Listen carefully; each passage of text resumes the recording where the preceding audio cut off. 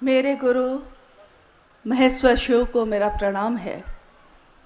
इस कालखंड के प्रथम शिव के शिष्य और हम सबों के परम आदरणीय साहब श्री हरिंद्रानंद जी, जो हम सबों का सौभाग्य है यहाँ उपस्थित हैं, उनके चरणों में मेरा प्रणाम है। उनकी शक्ति दीदी नीलमानंद, सभी शिव शिष्यों के तरफ से, हम सबों के तरफ से उनको प्रणाम है। और चेन्नई के इस प्रथम शिव गुरु महोत्सव में उपस्थित आप सभी गुरु भाई और गुरु बहन के चरणों में मेरा प्रणाम है। प्रथम मैंने इसलिए कहा क्योंकि कहा जाता है कि जिसका आगाज अच्छा हो उसका अंजाम भी उतना ही सुंदर होता है। तो दक्षिण भारत, जहाँ शिव की गूंज सदियों से चलती ही आई है और कहानियों में, भजनों में, मंत्रों में, साधना की पद्धतियों में हम लोगों ने हमेशा यही सुना है, यही जाना है कि शिव जिनको महेश्वर कहा गया, शिव जिनको देवों का देव महादेव कहा गया, जिनके अनेक रूपों की पूजा होती आई है, आज से नहीं हजारों वर्षों से जिनके विभिन्न स्वरूपों की पूजा होती आई है, जिसमें अलग अलग तरह के लोग उनके अलग अलग रूपों की पूजा करते आए हैं। कुछ लोग महाकाल के रूप में पूजित करते आए उनको, कुछ लोग महायोगेश्वर के रूप में, कुछ लोगों ने महाओढ़रेश्वर, कुछ ने कपालिक किसी ने महा शमशानी के रूप में पूजा है, तो किसी ने निहंगी और उमा के पति के रूप में पूजा है। यानी हमारे इस दुनिया में, हमारे समाज में, हमारे परिवार में और व्यक्तिगत हम में हमेशा से ये रहा है कि शिव की पूजा होती आई। पूजा कौन करता है? कहा जाता है कि पूजा मन करता है हमारा। मन ही किसी से जुड़ता है, मन ही किसी को छोड़ देता है। यानी पूजा में भी हमारे मन का शामिल होना बहुत ज़रूरी है। आपने सुना भी होगा कि मंत्र की, अगर किसी मंत्र का उच्चारण कोई करता हो तो घर में बुजुर्ग कहते हैं, अरे मन में थोड़ा ध्यान लगाइए, यानी कि मन को थोड़ा उस देवी या देवता की तरफ ले जाइए जिसके श्लोक की आप लगातार जिसको पढ़ रहे हैं, जप रहे हैं। यानी मन ही किसी से जुड़ता है और मन ही किसी से नहीं जुड़ता। सबसे ज़रूरी यही आज तक हम लोगों ने समझा कि मन जिसको अपना समझता है, जिसकी परवाह करता है, हम मेरा है ये तो मैं उसकी परवाह करता हूँ, मेरा नहीं है तो मैं उसकी परवाह नहीं करता। इसी मैदान में जब शुरू में यहाँ का फोटो भेजा गया था तो यहाँ क्या था? चारों तरफ बड़ी बड़ी झाड़ियाँ थी, घास थे उगे हुए। आज जब आपके गुरु शिव का महोत्सव यहाँ हुआ तो आपने इसी जगह को कितने सुंदर ढंग से साफ सुथरा करके सजा दिया है। मेरे गुरु शिव का महोत्सव है आज, तो इस जगह को सजा दिया। कल को फिर आप नहीं आएंगे देखने। क्यों नहीं आएंगे? क्योंकि आपको लगेगा कि ये मेरा तो था ही नहीं, ये मेरा है ही नहीं। मेरा घर मेरा है, उसकी सफाई हम करते हैं, उसकी देखभाल हम करते हैं। मेरा परिवार, मेरे बच्चे, मेरा पति, मेरी पत्नी, मेरे माँ बाप, यानी जिस भी चीज़ से मेरा जुड़ा है, मेरी संपत्ति, मेरी ज़मीन, जिस चीज़ से भी मेरा जुड़ा हुआ है उसके प्रति हमारा मन परवाह करता है। और ये परवाह आपके लक्षण दिखाई दे जाते हैं कि आप कितनी परवाह किसकी करते हैं। हमारे ही समाज में, हमारे ही परिवार में ऐसे कितने लोग हैं, एक माँ के बच्चे हैं, एक माँ की संतान है, लेकिन जब बड़े होते हैं और संपत्ति का बंटवारा होने लगे तो क्या होता है? मन से भाई के प्रति भाव ही खत्म हो जाता है। एकदम पक्के दुश्मन नजर आने लगते हैं उस समय। संपत्ति, चीज़ें, ये सब चीज़ें इतनी ज़्यादा प्रभावी हो जाती हैं कि मन से भाई का भाव खत्म हो जाता है। और जिस दिन ये भाव खत्म हो जाता है हम उसकी परवाह करना भी छोड़ देते हैं। माता पिता बुजुर्ग हो जाएं और जिन्होंने पूरा जीवन हम लोगों को दे दिया हमारी उन्नति के लिए, हमारे परिवारजन के लिए, आज जब वो बूढ़े हो जाते हैं तो हमारे पास उनके लिए समय नहीं होता, मन से भाव खत्म हो जाते हैं, तो पता चलता है कि माँ है, पिता पिता हैं, ये भी याद नहीं रहता।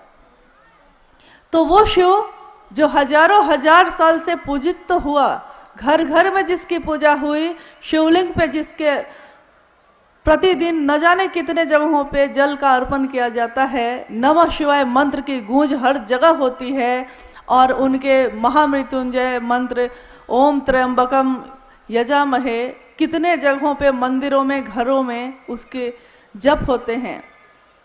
लेकिन हम लोगों ने कभी ये नहीं सोचा कि हम जिसकी उपासना करते हैं, हम जिसकी पूजा करते हैं, उसके प्रति हमारा मन कितना जुड़ा हुआ है। क्योंकि पूजा पे भी हम बैठते हैं तो हमारा मन कहाँ होता है। आप सुबह सुबह नहा के पूजा जब करने जाते हैं तो क्या सही में उसी देवता या उसी भगवान, उसी शिव के प्रति आपका मन पूरी तरह समर्पित होता है?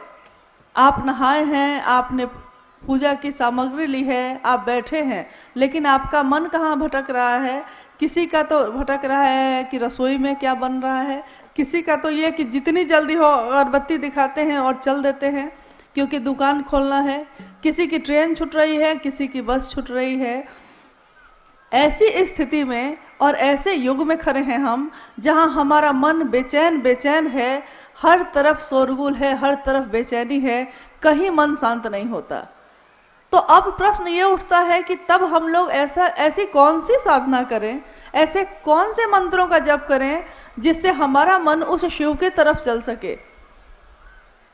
तो मंत्रों का जप करने बैठते हैं, मन भटक जाता है, साधना करने बैठते हैं, मन भटक जाता है, यहाँ तक कि हम योग और उपासना करने बैठते हैं तब भी मन भटक जाता है। लेकिन एक बात आपने गौर की होगी, अगर हम किसी से बात करते हों, अगर हम किसी से बातचीत करते हैं किसी भी विषय पे, तो उतनी देर तक हमारा मन उसी विषय पे लगा रहता है, चाहे वो व्यापार हो, चाहे वो पैसा हो, चाहे वो खेती हो, चाहे वो घर की कोई समस्या हो। अगर किसी एक विषय पे हमने बातचीत शुरू कर दी है, यहाँ तक कि आपने देखा होगा कि अगर राजनीति पे बात शुरू हो गई तो धीरे धीरे आसपास के सारे लोग उसमें शामिल हो जाते हैं। अगर क्रिकेट का मौसम है, क्रिकेट की बात हो रही है, सारे लोग उसमें शामिल हो जाते हैं। यानी अगर कोई एक व्यक्ति सही नियत से किसी एक विषय की बात करना शुरू करता है और अगर उस बात में ताकत है तो वो आसपास के सारे लोगों को खींच लेता है। इसी तरह जब हम शिव की बात भी करना शुरू करते हैं तो एक तो खुद हमारा मन उस शिव की दिशा में फोकस होने लगता है, केंद्रित होने लगता है, और जिससे हम बात कर रहे हैं सामने वाला वो भी धीरे धीरे शिव के तरफ उसका मन होने लगता है। यहाँ तक कि मैं और वो जो बात कर रहे हैं तो आसपास के लोग भी धीरे धीरे रुक के सुनने लगते हैं कि क्या बात हो रही है, क्या बात आखिर कर रहे हैं ये लोग, ये क्या है 3 सूत्र, ये क्या है शिव को गुरु मानने की पद्धति। क्योंकि शिव के जगत गुरु स्वरूप की बात कोई नई बात तो नहीं है, ये हजारों, जब से ये दुनिया है, जब से उस शिव ने इच्छा की और सृष्टि सृष्टि हुई, तब से ये दुनिया कायम है और तब से शिव के सारे रूप भी कायम हैं।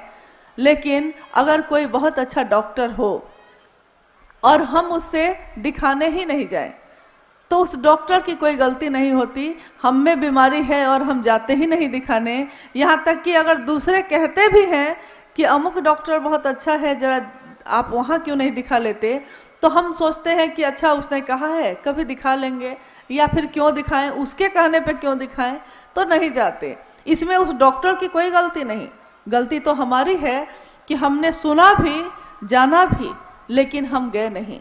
बहुत सुंदर कोई स्कूल है और हम अपने बच्चे को भेजेंगे ही नहीं, तो न तो उस स्कूल का कोई दोष है, न तो उस स्कूल में पढ़ाने वाले शिक्षकों का कोई दोष है।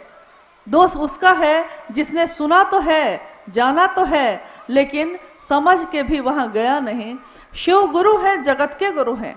ये आज हम और आप नहीं कह रहे हैं, ये तो हमारे ग्रंथों में लिखा है, हमारे उपनिषदों में लिखा है, शास्त्रों में लिखा है कि वो विश्व गुरु हैं, वो आदि गुरु हैं, प्रथम गुरु।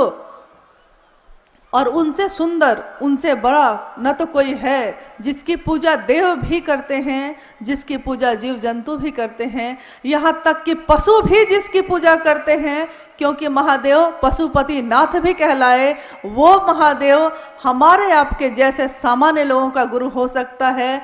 इससे बड़ी बात, इससे असाधारण घटना इस जीवन में, इस दुनिया में नहीं घट सकती। क्योंकि आज तक हम लोगों ने तो यही सुना था, जाना था और समझा भी यही था कि वो शिव ईश्वर है, बहुत दूर है उसकी सत्ता, बहुत ऊपर है वो, और हम कहाँ बहुत साधारण लोग, हमारे पास है क्या? न हमसे मंत्र जप होता है, न हमारा मन केंद्रित होता है, न हमें संस्कृत आती है, न तो हमें बहुत सुंदर कोई बात आती है, तो वो शिव मेरा नजदीकी कैसे हो सकता है? ये सोच सोच के आज से नहीं, हमने जब से जन्म लिया है तब से लेके आज अभी जिस जीवन में हम खड़े हैं अब तक हम लोगों ने यही सोच सोच के अपने जीवन के अधिकांश समय को गंवा दिया कि शिव सीधे नहीं मिल सकता। तो कभी किसी का सहारा लिया, कभी किसी का लिया, कभी पुरोहित, कभी ज्योतिषी, कभी किसी पंडित, कभी किसी का, क्योंकि खुद पे ये विश्वास ही नहीं था, सोचते ही नहीं थे कि हम सीधे भी उस शिव से जुड़ सकते हैं। इसी काल में आप कहेंगे कि आखिर किसी व्यक्ति का नाम क्यों लिया जाता है जब शिव की बात हो, लेकिन आपने सुना होगा शिव की पूजा जिसने भी की, शिव की भक्ति जिसने भी की, शिव का शिष्य जो भी हुआ, शिव उसी के नाम से प्रसिद्ध हुए। यहाँ तक कि उनके बड़े बड़े मंदिर भी अपने भक्तों के नाम से हैं। शिव अपने शिष्यों से जाने जाते हैं, शिव अपने भक्तों से जाने जाते हैं। तो आज के इस अभी के युग में एक व्यक्ति का जन्म हुआ जिनके बारे में आपने अभी सुना थोड़ी देर पहले। मंडल सर कह रहे थे कि शिव की शिष्यता की पृष्ठभूमि क्या है, उसकी व्याप्ति क्या है, उसका उद्देश्य क्या है, क्योंकि हर काम को करने के पीछे एक कारण होता है। तो वो व्यक्ति जिनका नाम, जिसको हम लोग प्यार से अभी कह रहे हैं वरेण्य गुरु भ्राता साहब श्री हरिंदानंद जी, उनके जीवन में बहुत सी घटनाएं होती चली गई, हमारे आपके जीवन में भी होती हैं।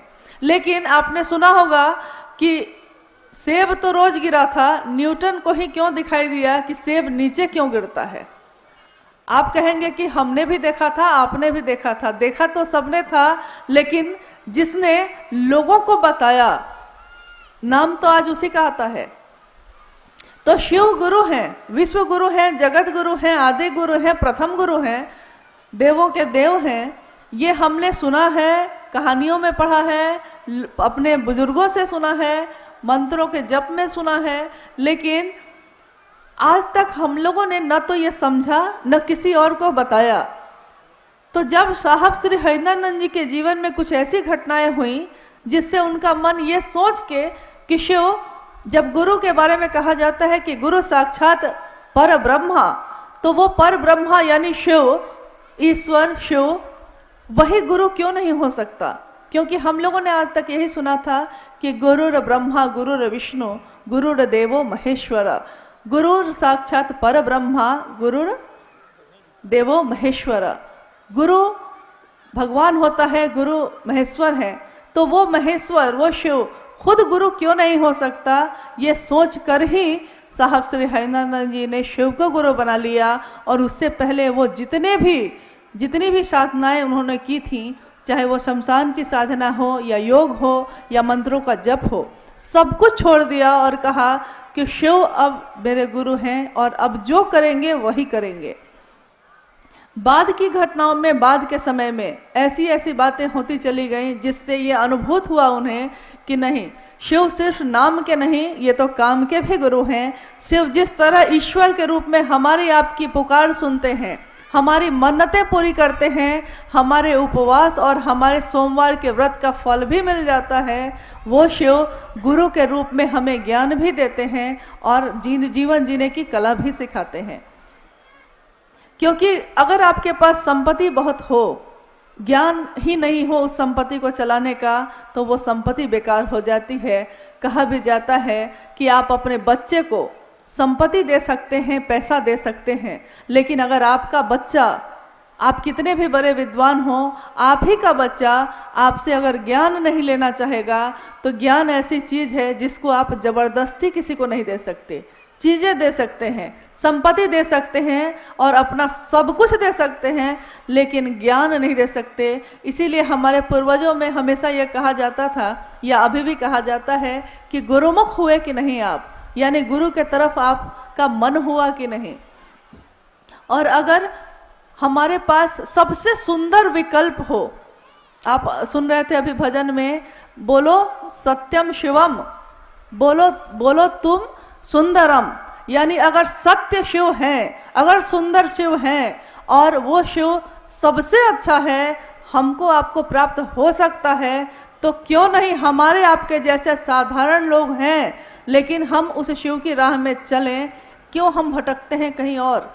क्योंकि कोई अगर शरीर में गुरु है तो हो सकता है आज वो है, कल नहीं रहेगा, लेकिन शिव के बारे में हम लोगों ने कभी नहीं सुना कि शिव ने कभी जन्म लिया हो और शिव की कभी मौत हो गई हो, ऐसा नहीं सुना हम लोगों ने, और ऐसा होने वाला है भी नहीं। तो क्यों नहीं उसी शिव को अपना गुरु बनाए। हमने अपने जीवन में सब कुछ सुंदर होना चाहा, सब कुछ अच्छा प्राप्त करना चाहा, लेकिन हो नहीं सका। हमेशा चाहा कि सबसे अच्छा हो, सबसे ज़्यादा संपत्ति वाले होते, सबसे सुंदर होते, हमेशा अच्छा होता मेरा, लेकिन सोचते कुछ हैं। आज अभी बहुत सुंदर कुछ हो रहा है, अगले पल पता चलता है कि तबीयत बिगड़ गई है और हॉस्पिटल में आप नजर आ रहे हैं। अगले ही पल मेरा शरीर है, मेरा दिल है, मेरा दिमाग है, अगले पल में क्या सोचने वाला है, अगले पल में धड़केगा या नहीं धड़केगा, यहाँ तक कि मेरे रगों में बहने वाला खून का भी प्रेशर बढ़ेगा कि घटेगा, इस पे भी हमारा नियंत्रण नहीं। हमारे शरीर पे तो हमारा नियंत्रण ही नहीं, हमारी सांसों पे तो हमारा नियंत्रण ही नहीं, तो हम आखिर किस अहंकार में जिए जा रहे हैं। जब सब कुछ उस शिव की दया से प्राप्त है, तो क्यों नहीं उस शिव का नाम ले। हमने अपने जीवन में सबका नाम लिया है, हमने अपने जीवन में सबके लिए किया है, यहाँ तक कि अपने जीवन के हर संबंध के लिए समय निकाला है, चाहे वो मेरा बच्चा हो, चाहे वो मेरे पति हो, चाहे वो मेरे माँ बाप हो, चाहे वो मेरे दोस्त हो या संबंधी या पड़ोसी हो। यहाँ तक कि अनजान लोग भी अगर मुसीबत में पड़े होते हैं तो हम उनके लिए भी समय निकाल लेते हैं। लेकिन दुर्भाग्य कैसा है कि शिव की जगत में ही हम शिव के नाम का प्रचार करने की मुहिम में जुटे हैं। इससे बड़ा दुर्भाग्य हमारे आपके लिए नहीं हो सकता कि शिव गुरु हैं, ज्ञान देते हैं, ये बताना पड़ता है, ये समझाना पड़ता है। लेकिन चलिए, ये भी सौभाग्य हमारा है कि हमें ये सौभाग्य इस जीवन में मिला कि हम उस शिव के लिए कुछ तो कर सकेंगे, जिसने सब कुछ दिया है उसके लिए हम अगर थोड़ा भी कर सकें। अगर मेरे इस बोलने से, मेरे इस जीवन में कुछ भी ऐसा करने से कुछ लोग अगर शिव की दिशा में चलने लगते हैं, तो इससे बड़ा सौभाग्य एक शिव के शिष्य के लिए कुछ भी नहीं हो सकता। शिव का शिष्य अपने गुरु के लिए कुछ नहीं दे सकता, क्योंकि वो शिव शरीर में दिखाई नहीं देता। न तो उसको आपके किसी भी वस्तु की चाह है, न तो उसको आपके रुपए पैसे की चाह है, न तो प्रसाद का भोग ही खाता है वो तो निहंगी शमशानी मदमस्त शिव है, हमारे गुरु हैं वो। और गुरु जैसा होता है शिष्य भी वैसा ही होता है। आपने देखा होगा कि हमारे जीवन में कुछ ऐसी घटनाएं होती हैं कि किसी ने कुछ कह दिया है, हम उस बात को भूल नहीं पाते, हमारा मन उसी बात पे टिका रहता है कि उसने ऐसा क्यों कहा। दुखी है हम, मन ही मन दुखी हैं, जबकि दुख का कोई कारण नहीं है। जिसके लिए सोचना था उसके लिए नहीं सोचा, जिसके लिए नहीं सोचना था उसी पे सोचे चले जा रहे हैं। तो जब भी आपका मन बेचैन हो, जब भी आपका मन अशांत हो, यह 3 सूत्र आपके बड़े काम आएंगे। और ये हम नहीं कहते, हम लोग ये कहने नहीं आए हैं कि नहीं आप करिए ही, ये तो एक जांच का विषय है। आप परीक्षा कर सकते हैं, आप करके देख सकते हैं। अगर आपको लगे कि नहीं इसका कोई परिणाम नहीं है, तो आप स्वतंत्र हैं नहीं करने को। लेकिन अगर आपको लगता है कि शिव का नाम लेने का परिणाम है, तो उस शिव को भूलिएगा मत। इस शिव के कार्य में हमारी आपकी सहभागिता यही रहेगी कि हमने क्या किया है। पूरी दुनिया ने सब कुछ किया शिव के लिए, लेकिन मैंने क्या किया, ये मुझको थोड़ा विचार करना होगा, थोड़ा रुकना होगा। हर व्यक्ति शिव का नाम ले रहा है, शिव से प्राप्त कर रहा है, लेकिन उस शिव के प्रति कृतज्ञता ही नहीं है, कोई एहसान ही याद नहीं है। तो हम कैसे शिव की संतान, या हम कैसे शिव के शिष्य, या कैसे हम भक्त।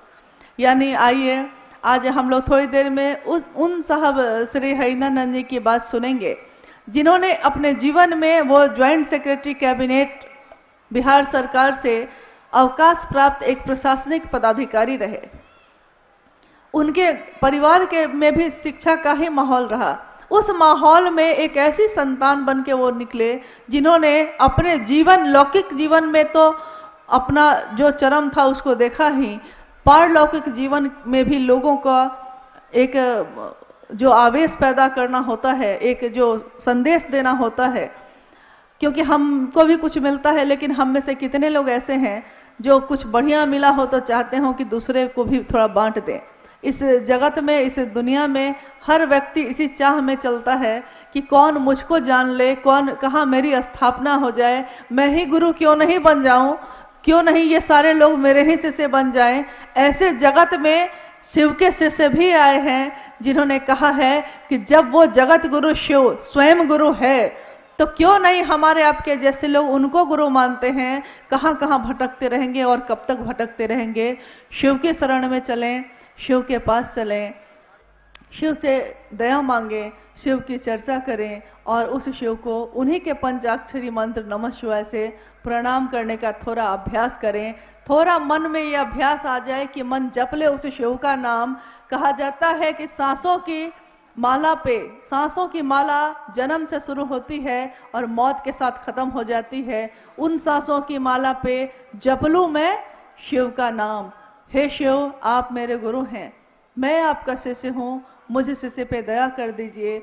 ये कह आप अपने मन से कह के तो देखिए, देखिए उस शिव की दया तो चल ही रही है। हम ही लोग उनकी तरफ नहीं जाते, हमारा ही मन नहीं जाता।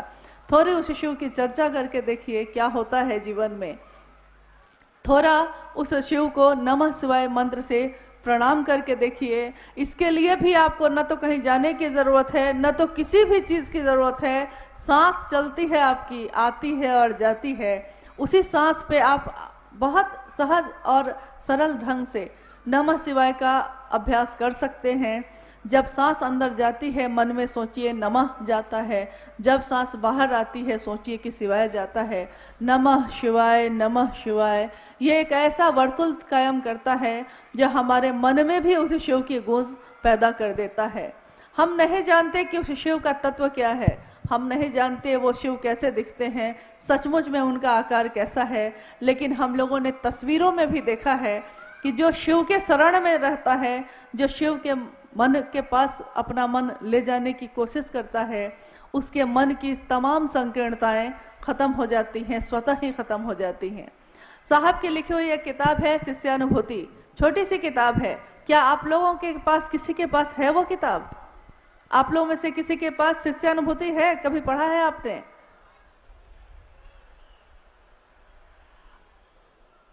नहीं है क्या? नहीं मिली, किसी को नहीं मिली। उसमें शिष्यानुभूति का अर्थ ही होता है एक शिष्य की अनुभूति। और आपको सुन के अच्छा ही लगेगा कि उसका मूल्य यही है, मूल्य के आगे लिखा हुआ है आपका शिव का शिष्य होना। आप शिव के शिष्य हो जाएं, यही उस किताब का मूल्य है। एक शिष्य की अनुभूति के बदले में हम और इससे ज़्यादा कुछ नहीं दे सकते।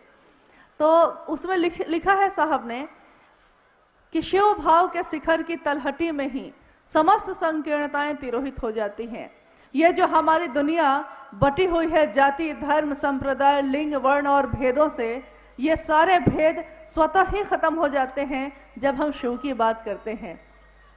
आपने देखा होगा सावन के समय में हम लोग सोचते हैं कि शिव के लिए जल लेके चलें, सारे लोग एक साथ चलते हैं नमः शिवाय बोल बम बोलते हुए, और एक साथ शिव के भजन, शिव के गीत गाते हुए चलते हैं।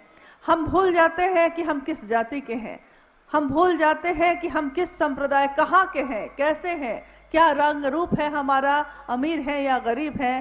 थोड़े दिनों की यात्रा में अगर शिव की गूंज होती है, शिव का नाम लेते हैं, तो हमारे मन की ये सारी संकीर्णताएं खत्म हो जाती हैं।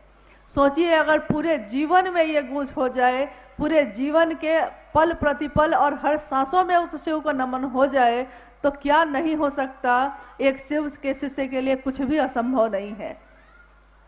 मानव ही ऐसा है जो जीव से शिव हो सकता है, जिसमें एक संभावना है, ठीक वैसे ही जैसे एक बीए में एक संभावना होती है पेड़ बन जाने की, संभावना है वो, लेकिन अगर आप उसको रोपिएगा नहीं, उसको धरती में गाड़िएगा नहीं, उसकी सेवा नहीं करिएगा, तो उसमें से, उस बीए में से, उस बीज में से पौधा नहीं निकल सकता, फूल पल्लवित और पुष्पित नहीं हो सकता।